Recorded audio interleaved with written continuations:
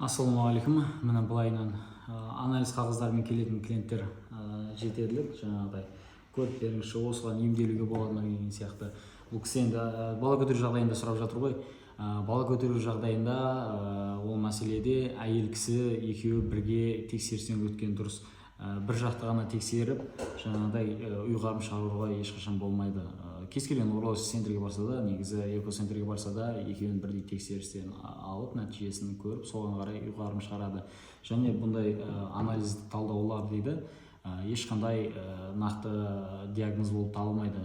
Астың жағасына даже жазып қояды, урологтың кеңесіне жүгінуіңізді сұранамыз деген сияқты болып. Енді урологқа я болмаса басқа да өзінің нұсқаған врачтар ұйғарым шығарып, содан кейін ғана ем тағайындай алады. Ал біздің тараптан мен бұл кісіге алтын қоңыз қолдануға болады, бірақ қолданған жағдайда қосылуға болмайды, былайша айтқанда. Бұл кісі енді жаңағы негізі анализде барлығы өзі жазылып қойылады, нормальный формы, и жаңағы ол кісінің результаттары одан бөлек жанына нормальный формы деген сияқты. Бұл кісіде жаңа общий подвижимость болсын, запах болсын, барлығы негізі орта деңгейде, бала көтеру мүмкіншілігі жоғары, то есть 37% көрсетіп тұр.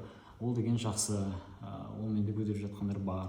Алтын қоңыз қабылдайтын болатын болса, ер кісіге 43 штук беріледі. Міне алтын қоңызда ер кісіге 43 штук беріледі, әйел кісіге 20 штук беріледі. Екеуінде де асқазанда язва болмау керек. Егер сіздерде де осындай сұрақтар мазалап жатса, бізге жазыңыздар WhatsApp-қа.